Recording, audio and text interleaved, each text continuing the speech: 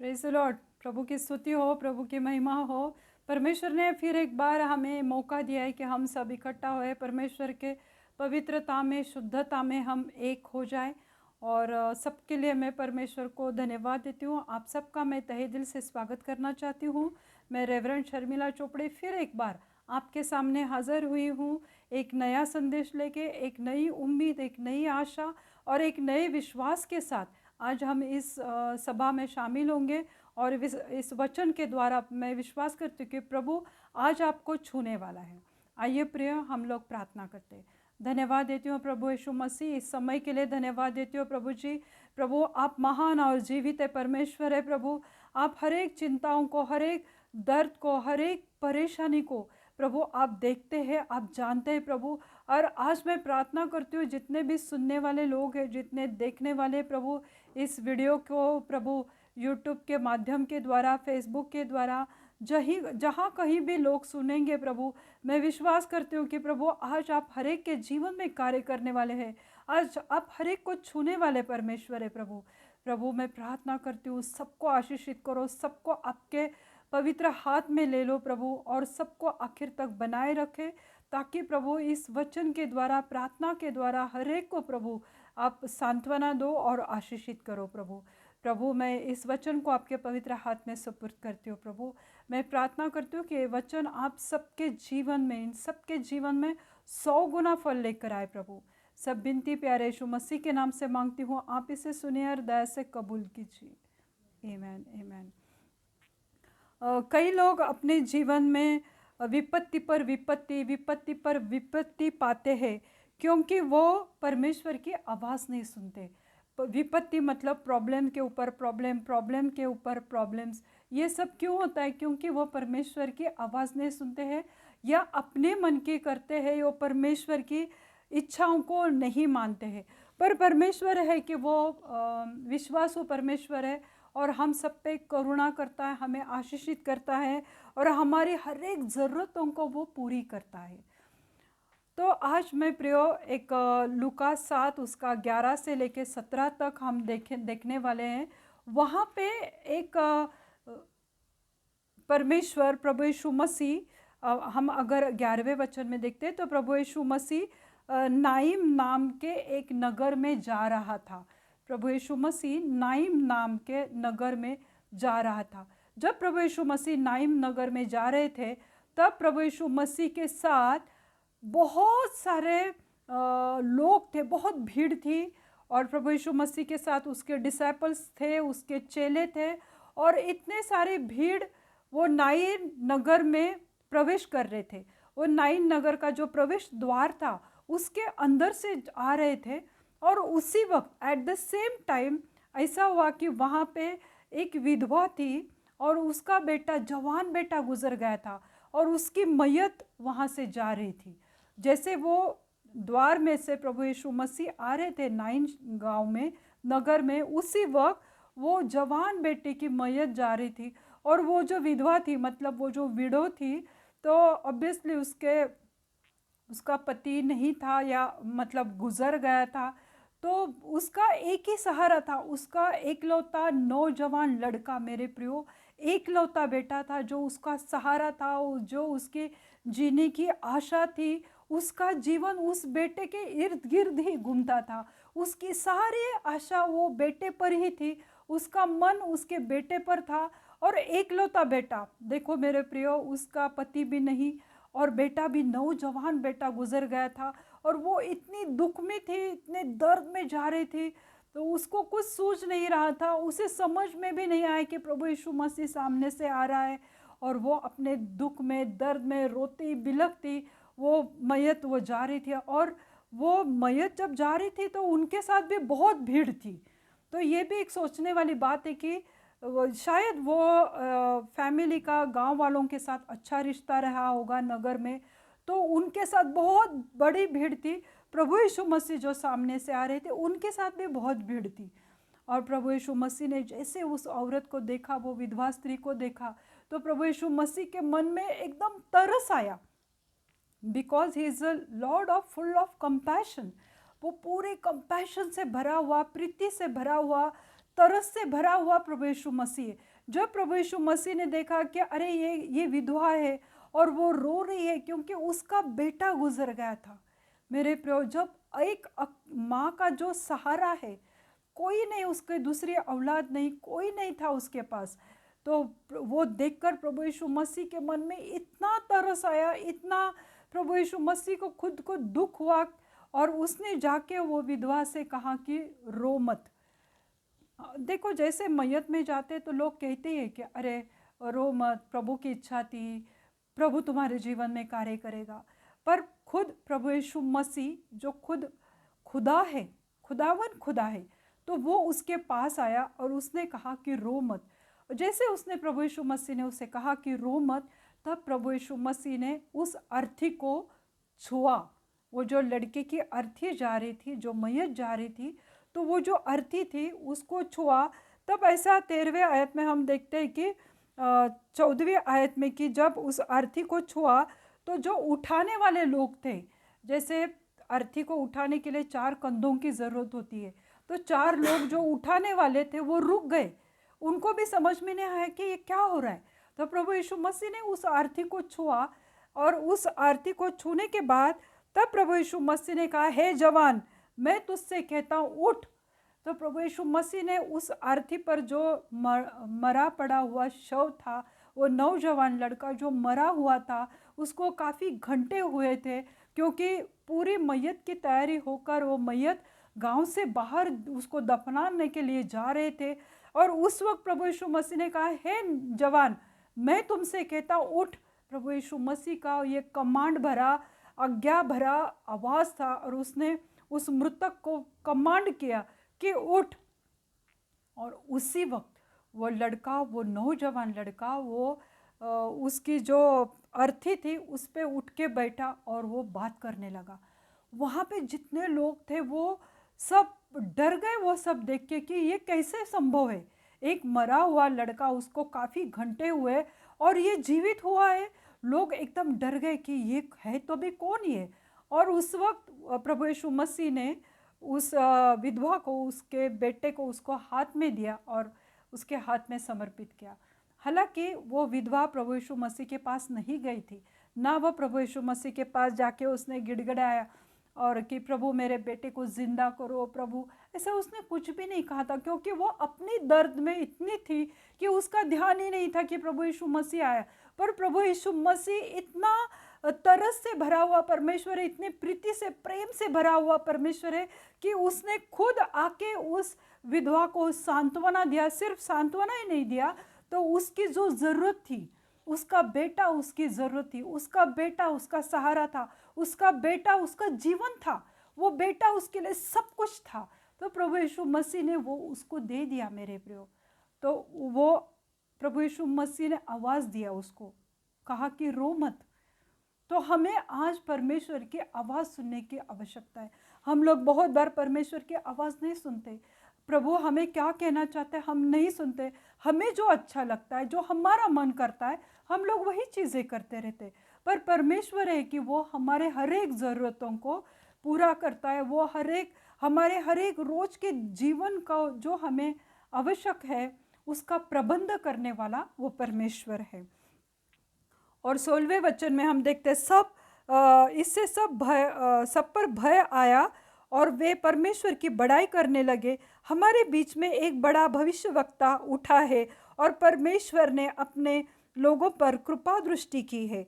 तो वो लोग सबने कहा कि हमारे बीच में एक बड़ा भविष्यवक्ता है। वो भविष्यवक्ता ही नहीं, वो खुदावन खुदा था, वो मसीहा था जिसका लोग सालों से इंतज़ार कर रहे। वो मसीहा उनके खुद सामने था, पर वो लोग बोले कि परमेश्वर ने हमारे ऊपर कृपा दृष्टि की है। तो आज प्रभु तुम्हारे ऊपर कृपा दृष्टि ज़रूर करने वाला परमेश्वर है, क्योंकि उसे पता है कि आज मुझे किस चीज़ की ज़रूरत है। क्या आज मुझे चंगाई चाहिए, क्या मुझे कर्जों से राहत चाहिए, क्या मुझे अच्छा लाइफ पार्टनर चाहिए। तो तुम्हारी क्या ज़रूरत है, तुम्हें क्या चाहिए। क्या तुम्हें भोजन के लिए प्रॉब्लम है, क्या तुम्हारे घर में अनाज नहीं है, तो तुम्हारी क्या ज़रूरत है। तो आज तुम प्रभु के सामने रखो। तुम अगर विश्वास करोगे तो परमेश्वर बहुत अच्छे काम करने वाला परमेश्वर है। इसलिए मैं एक वचन लेना चाहती हूँ, भजन संहिता 145 वर्स 14 to 16। Psalm 145 14 to 16। यहोवा सब गिरते हुओं को संभालता है, सब झुके हुए कंधों को सीधा कर देता है। हमारे कंधे कब झुक जाते हैं, हमारे शोल्डर्स कब झुक जाते हैं? जब हम बहुत दुख से जा रहे, बहुत बीमारी से जा रहे, हम में वीकनेस है, हम में परेशानी है, तो अपने आप हमारे कंधे झुक जाते।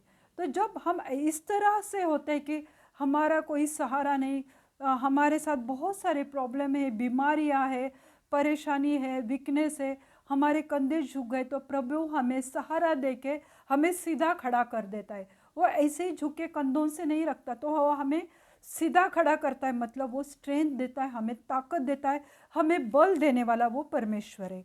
हम अगर 15वीं आयत में देखते हैं 145 वर्स 15, उसमें लिखा है कि सबों की आंखें तेरे ओर लगी रहती है और तू उनको आहार समय पर देता है। सबों की आंखें तुझ पर रहती है। प्रभु यीशु मसीह के ऊपर सबकी दृष्टि रहती है।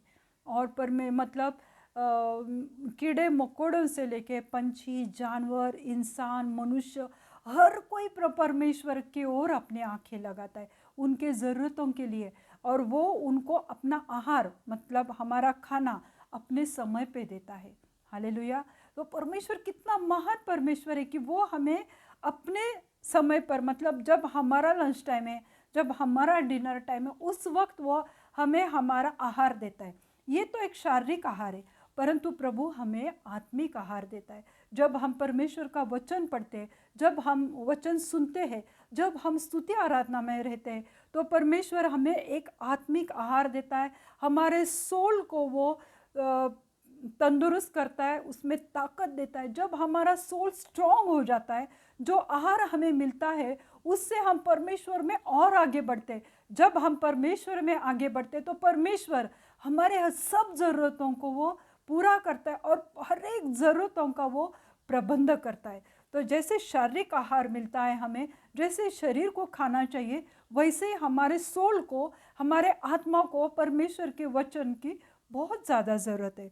16th आयत में हम देखते हैं, तू अपनी मुट्ठी खोलकर सब प्राणियों को आहार से तृप्त करता है। अपनी मुट्ठी खोलकर, परमेश्वर का हाथ इतना महान है, इतना बड़ा है, जब भी वो मुट्ठी खोलता है तो सबको आशीषित करता है। प्राणी क्या, मनुष्य क्या, सबको वो आशीषित करने वाला वो परमेश्वर है। तो हमें हमेशा परमेश्वर पर निर्भर होना चाहिए।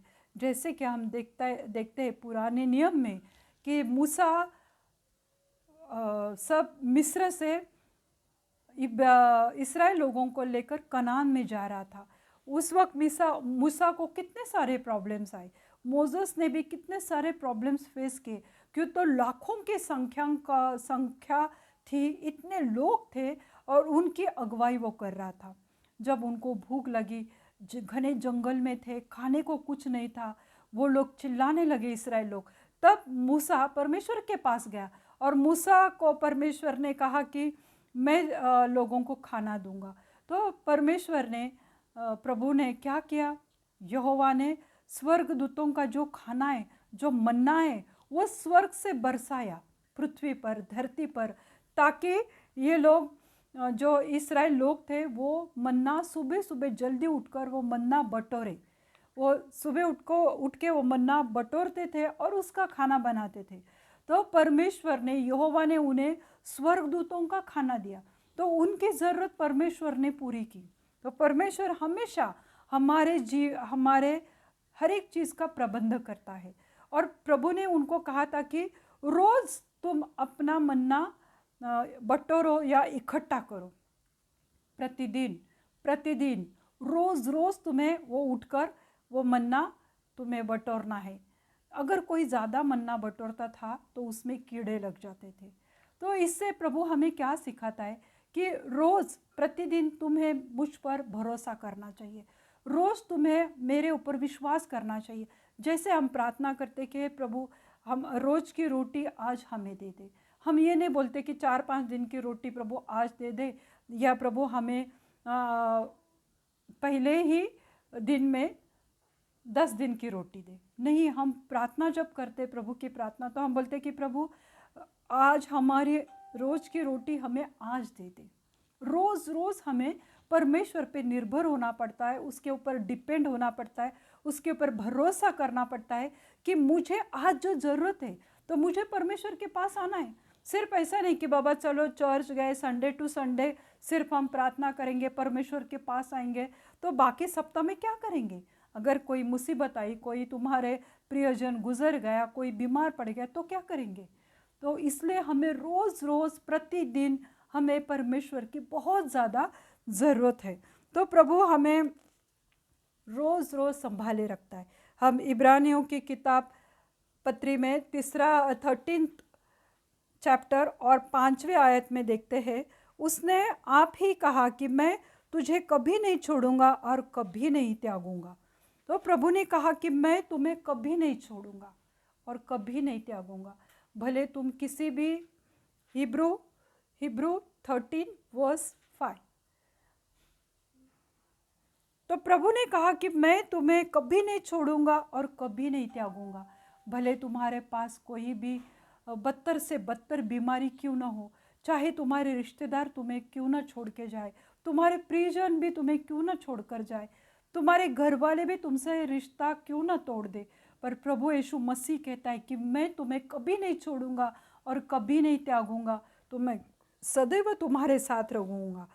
अब 6 आयत में देखते हैं, इसलिए हम निडर होकर कहते हैं प्रभु मेरा सहायक है, मैं न डरूंगा, मनुष्य मेरा क्या कर सकता है।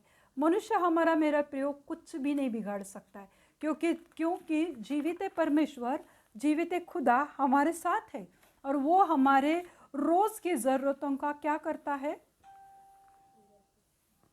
क्या करता है? प्रबंध करता है, पूरा करता है। तो हम एक लास्ट वचन देखते हैं, लूका उसका 22वां अध्याय और 35 वर्स, लूक 22:35, लूक 22:35। वहाँ पे हम देखते हैं कि प्रभु यीशु मसीह ने अपने जो चेले थे या अपने जो डिसाइपल्स थे, उनको कहा प्रभु यीशु मसीह ने कि अब तुम आत्मा से भर गए हो, अब तुम नगर नगर जाकर, गांव गांव जाकर लोगों को सुसमाचार सुनाओ, और उनको भेज दिया प्रभु यीशु मसीह ने। देखिए, जब हम किसी दूसरे गांव में जा रहे, किसी दूसरी सिटी में जा रहे, हम लोग जब सफ़र करते हैं, तो सफ़र के लिए हमको क्या चाहिए? जब हम ट्रैवलिंग करते हैं तो हम क्या लेकर जाते हैं? हमारे साथ बैग लेकर जाते हैं, हमारे साथ कपड़े रहते हैं, हम जूते या चप्पल का एक पैर कैरी करते हैं कि शायद एक टूट गया तो हम और एक रख सकते हैं। तो ये सब चीज़ें हम लोग हमारे साथ लेकर जाते हैं। जब ये प्रभु यीशु मसीह उस वक्त 2000 साल पहले जब वो गांव-गांव जा रहे थे इस्राएल में, तो वहाँ पे जो सड़क थी, जो रास्ते थे, वो कच्चे थे और न आज की तरह रास्ते थे, न वहाँ पे आज की जैसे ट्रांसपोर्ट थे कि जैसे 2 व्हीलर है, 4 व्हीलर है, ओला है ट्रांसपोर्ट, या एसटी है, बस है, ट्रेन, फ्लाइट, ऐसे कुछ भी नहीं था। तो उन्हें पैदल ही जाना पड़ता था और पैदल ही जाकर वो एक गांव से लेकर दूसरे गांव तक वो जाते थे।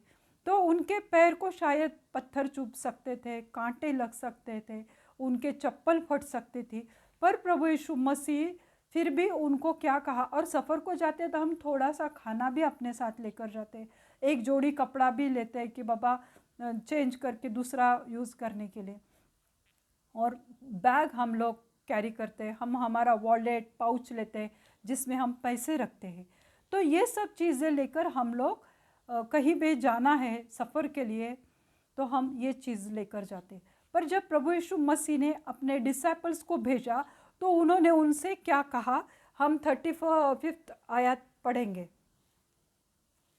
And he said to them, when I sent you without money bag, knapsack and sandals. Did you lack anything? So they said nothing. हाँ, फिर उसने उनसे कहा, जब मैंने तुझसे तुम्हें बटुए और झोली और जूतों के बिना भेजा था, तो क्या तुमको किसी वस्तु की घटी हुई थी? प्रभु यीशु मसीह ने उन्हें कहा, क्योंकि प्रभु यीशु मसीह ने उनसे कहा था कि ना तुम पर्स लेके जाओ, बटुए लेकर जाओ, ना तुम झोली या बैग लेकर जाओ, ना तुम जूते लेकर जाओ। जूतों के बगैर हम लोग कैसे चल सकते हैं, वो भी एक गांव से लेकर दूसरे गांव तक। पर प्रभु यीशु मसीह ने उनको ऐसे ही भेजा था। तब प्रभु जब वो सुसमाचार दे के गाँव गाँव घूम फिर के अलग अलग नगर में जाके जब वो 12 डिसाइपल्स प्रभु यीशु मसीह के पास आए, तो प्रभु यीशु मसीह ने उनको पूछा, फिर उसने मतलब प्रभु यीशु मसीह ने उनसे मतलब डिसाइपल्स से या चेलों से कहा, जब मैंने तुम्हें बटुए यानी वॉलेट, पर्स और झोली यानी बैग और जूते के बिना भेजा था, तो क्या तुमको किसी वस्तु की घटी हुई, यानी किसी चीज़ की तुम्हें कमी हुई, कोई चीज़ तुम्हें कम पड़ गई? क्योंकि कुछ भी नहीं लेकर गए थे वो, ना पर्स थी उनके पास, ना झोली थी, ना बैग थे, ना जूते थे। तो प्रभु यीशु मसीह ने, वो लोग कुछ दिनों बाद आए, तो प्रभु यीशु मसीह ने उनको पूछा, क्या तुम्हें किसी चीज़ की घटी हुई, क्या तुम्हें कुछ चीज़ें कम पड़ी तुम्हारे सफ़र में? तो डिसाइपल्स ने क्या कहा, किसी वस्तु की नहीं। उन्होंने कहा हमें किसी चीज़ की कमी नहीं पड़ी। तो इस तरह से हमारा जीवित खुदा हमारे हर एक ज़रूरतों को प्रबंध करता है, व्यवस्था करता है, सप्लाई करता है, हमें देता है जो भी हमारे डिमांड है। अगर हमें चंगाई चाहिए प्रभु देने के लिए, वो सामर्थ्य परमेश्वर है, वो हमें ज़रूर और ज़रूर चंगाई दे सकता है। अगर हमें जॉब चाहिए हम परमेश्वर को मांग सकते, अगर हमारे बिजनेस में प्रॉब्लम है हम परमेश्वर को मांग सकते। क्यों? तो ये डिसाइपल्स कुछ भी नहीं लेकर गए थे जब वो सफ़र पे गए, क्योंकि परमेश्वर को पता था कि मैं उनके रोज़ रोज़ प्रतिदिन का प्रबंध मैं करूँगा। प्रभु यीशु मसीह भले उनसे दूर था पर उसने उनके लिए प्रबंध किया था। जैसे एलिया को परमेश्वर ने उसके लिए प्रबंध किया था कि कौवे उसको रोटी और मांस देते थे, उसके लिए खाना देते थे। कौवे कभी किसी को कुछ देते हैं, पर परमेश्वर ने एलिया का भी प्रबंध किया था। उसी रीति से मेरे प्रियो, आज जो भी परेशानी से तुम जा रहे, जो भी हालातों से जा रहे, पर परमेश्वर पे भरोसा करो, क्योंकि वो तुम्हारे हर एक चीज़ का प्रबंध करने वाला परमेश्वर है।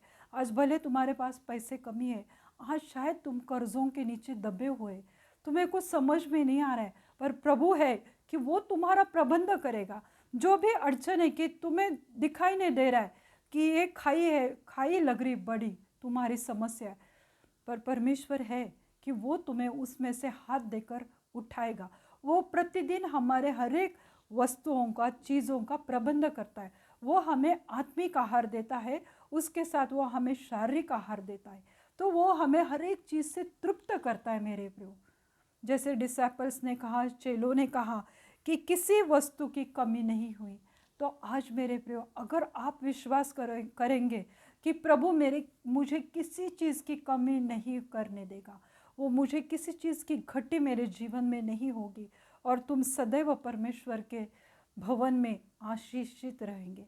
और मैं विश्वास करती हूँ कि प्रभु ने आज इस वचन के द्वारा आप सबसे बात किया है। आइए प्रियो, हम प्रार्थना करते हैं। Praise you Jesus, praise you Jesus, praise you Jesus. अद्भुत महान परमेश्वर, हम आपके पवित्र समक्षता में आते हैं प्रभु जी। हम आपको धन्यवाद देते हैं प्रभु जी। प्रभु कभी कभी लोगों का विश्वास डाम डोल हो जाता है प्रभु, कभी कभी वो विश्वास में कम पड़ते हैं प्रभु।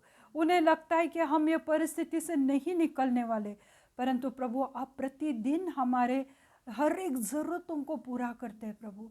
प्रतिदिन प्रभु प्रभु हमें संभालते हो प्रभु, रोज का दिन हमें दिखाते हो प्रभु। रोज़ और रोज़ प्रभु आप हमें भोजन से तृप्त करते हो प्रभु।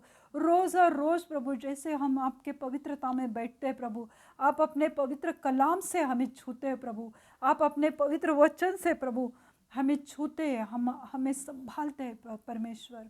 प्रभु आप कहते हैं कि मैं तुम्हें कभी नहीं त्यागूंगा और कभी नहीं छोड़ूंगा, चाहे जो भी हालात हो, चाहे कितनी भी गंदी बीमारी क्यों ना हो, पर प्रभु हमें कभी नहीं छोड़ता। वो करुणा से भरा हुआ परमेश्वर है। वो ऐसा परमेश्वर है कि वो हम पे तरस खाता है परमेश्वर। ऐसा प्रभु यीशु मसीह कि वो हमसे इतना प्यार करता है। जब हम आंसुओं के साथ उसके सम्मुख आते हैं तो वो हमारे आंसुओं को बोतल में भर के रखता है। वो हमारे आंसुओं की कदर करता है और वो हमसे बेहद प्यार करता है। वो हमें रोज़ प्रतिदिन हमें संभालता है, हमें सब बीमारियों से बाहर निकालता है, हमारे कमज़ोरियों से हमें बाहर निकालने वाला परमेश्वर है। प्रभु हम आपको धन्यवाद देते हैं प्रभु।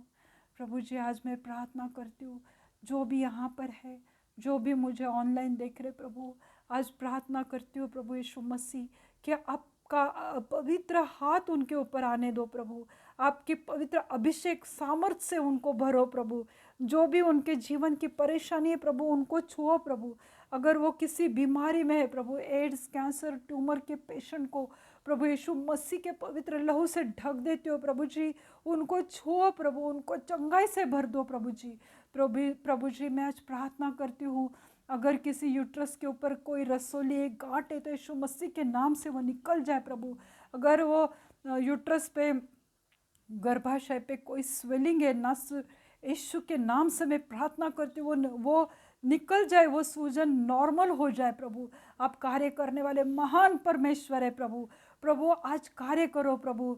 जो भी पति पत्नियां बच्चे के लिए प्रभु वो आस रखे हुए आपके पास प्रभु, वो चाहते हैं प्रभु, प्रभु आप उनके जीवन में बहुत ऐसे कार्य करो प्रभु। प्रभु मैं हर एक वो गर्भ को आपके पवित्र लहू से ढक देती हूँ प्रभु, क्योंकि हर एक जीव को बनाने वाले आप परमेश्वर हो प्रभु, और उस छोटे से नन्हे से जान को संभालने वाले परमेश्वर हो प्रभु। और जितने भी लड़कियां हैं, माता बनना चाहती है प्रभु, उनके गर्भ को छुओ प्रभु, आशीषित करो, ब्लेस करो प्रभु यीशु मसीह। प्रभु मैं प्रार्थना करती हूँ, जो भी हार्ट के पेशेंट है प्रभु, जिनके भी ब्लॉकेजेस से प्रभु वो निकल जाए यीशु मसीह के नाम से प्रभु। उनका हार्ट अच्छे से चलने दो प्रभु। प्रभु मैं प्रार्थना करती हूँ, जो भी पैरालिसिस के पेशेंट है प्रभु, उनके ऊपर आपकी चंगाई के हाथ आने दो प्रभु। और उनको जो जो एक पूरा भाग प्रभु जी काम नहीं कर रहा है प्रभु, उस पर आपका पवित्र लहू में डालती हूँ प्रभु। उनको प्रभु उठाओ प्रभु आपके पवित्र सामर्थ्य से प्रभु। प्रभु मैं प्रार्थना करती हूँ बीपी और थायराइड के पेशेंट के लिए, डायबिटीज़ के पेशेंट के लिए प्रभु, उन सबको छुओ प्रभु। उनका डायबिटीज़, शुगर, उनका बीपी, उनका थायराइड नॉर्मल हो जाए यीशु मसीह के नाम से प्रभु मैं प्रार्थना करती हूँ प्रभु। प्रभु मैं प्रार्थना करती हूँ प्रभु जी कि जो भी मिर्गी के पेशेंट है प्रभु, उनको प्रभु आप छुओ प्रभु। उनके दिमाग को प्रभु आपके पवित्र हाथ में लो। जो भी एबनॉर्मल बच्चे हैं तो प्रभु उनको भी छुओ प्रभु। उनको आपके ज्ञान बुद्धि समझ से भरो प्रभु जी। प्रभु मैं प्रार्थना करती हूँ, हर एक हेयर फॉल की प्रॉब्लम को मैं डांटती हूँ यीशु मसीह के नाम से प्रभु। वहाँ पे प्रभु आप जैसे नामान कोड़ी को प्रभु आपने छोटे बच्चे के जैसे उसकी स्किन बनाए प्रभु। मैं प्रार्थना करती हूँ ऐसे जो भी लोग हैं जिनके बहुत ज़्यादा हेयर फॉल हो रहे प्रभु, प्रभु वहाँ पर प्रभु उनके पहले से भी 100 गुना नहीं तो प्रभु 1000 गुना बाल बढ़े उनके प्रभु। प्रभु और वो लोग आपकी महिमा करें, आपकी सेवा करें प्रभु। प्रभु मैं प्रार्थना करती हूँ प्रभु जी कि जिन्होंने भी आपसे वो पीछे हट गए प्रभु, उनके जीवन में आप कार्य करो प्रभु। उनको आपके मार्ग में लेकर आओ। हर एक शराब की आदत, हर एक गुटखा, सिगरेट, तंबाकू की आदत छूट जाए यीशु मसीह के नाम से प्रभु। प्रभु मैं प्रार्थना करती हूँ, जो भी अपने लाइफ पार्टनर के लिए ढूंढ रहे प्रभु, अपने पवित्र भंडार से प्रभु उन नौजवान बच्चों को प्रभु आपके इच्छा के अनुसार अच्छे लाइफ पार्टनर से उन्हें आशीषित करो प्रभु। प्रभु जो भी कर्जे में है प्रभु, वो कर्जे की समस्या उनके जीवन से हट जाए यीशु मसीह के नाम से प्रभु। प्रभु जो कोई भी घर के लिए सोच रहा है प्रभु, उन्हें अच्छे बड़े घर से आशीषित करो प्रभु। प्रभु प्रार्थना करती हूँ, जिनके घर में डिवोर्स है, झगड़े हैं, गाली गलौज है, उस सब दुष्ट आत्माओं को मैं डांटती हूँ यीशु मसीह के नाम से प्रभु। फैमिलीज़ में प्रभु आपकी चंगाई, खुशहाली और प्रभु आपका आनंद उनके घर में कार्य करने दो प्रभु। प्रभु मैं प्रार्थना करती हूँ कि आप सबको आशीषित करो प्रभु, ये वायरस से सबको आज़ाद कर दो प्रभु। प्रभु मैं प्रार्थना करती हूँ जो भी डेल्टा की प्रॉब्लम है प्रभु, वो डेल्टा प्लस की प्रॉब्लम हमारे पूरे पुणे, महाराष्ट्र और पूरे इंडिया से निकल जाए यीशु मसीह के नाम से प्रभु। प्रभु मैं प्रार्थना करती हूँ जहाँ जहाँ पर भी लोग प्रभु जी पूरे जगत में प्रभु इस प्रॉब्लम को फेस कर रहे प्रभु, उनको छुओ और उनको चंगाई से भरो प्रभु। आप महान परमेश्वर है प्रभु। हर एक छोटे बच्चों को संभालो प्रभु, उन्हें कोई भी बीमारी में गिरने मत दो प्रभु, क्योंकि आप छोटे बच्चों से बेहद प्यार करते हो प्रभु। और हर एक बच्चों को छुओ प्रभु जी। धन्यवाद देती हूँ प्यारे यीशु मसीह, धन्यवाद देती हूँ मेरे जीवित खुदा। आपने आज बहुत अच्छे काम किया है प्रभु। आज आपने इस वचन के द्वारा हर एक को छुआ है प्रभु। मैं विश्वास करती हूँ प्रभु। आगे का समय प्रभु मैं आपके पवित्र हाथ में देती हूँ। सब विनती प्यारे यीशु मसीह के नाम से मांगती हूँ, आप इसे सुनिए और दया से कबूल कीजिए। पिता परमेश्वर की महान प्रीति, पुत्र की कृपा और पवित्र आत्मा की सहभागिता आप पर सदैव बनी रहे, अभी से लेके अंत तक उसकी दया, कृपा, करुणा, शांति आप पर बनी रहे। प्रभु अपना मुख प्रकाश आप पे उंडेले और आपको आशीषित करे। आमीन। अगर आप इस वचन से आशीषित हुए तो आप मुझे यूट्यूब पे बता सकते हैं, या आपकी कोई प्रार्थना विनती है तो आप मुझे कांटेक्ट कर सकते हैं यूट्यूब पे। आपने अपना समय दिया, इसलिए मैं प्रभु यीशु मसीह को और आपको धन्यवाद देती हूँ। God bless you all. Thank you.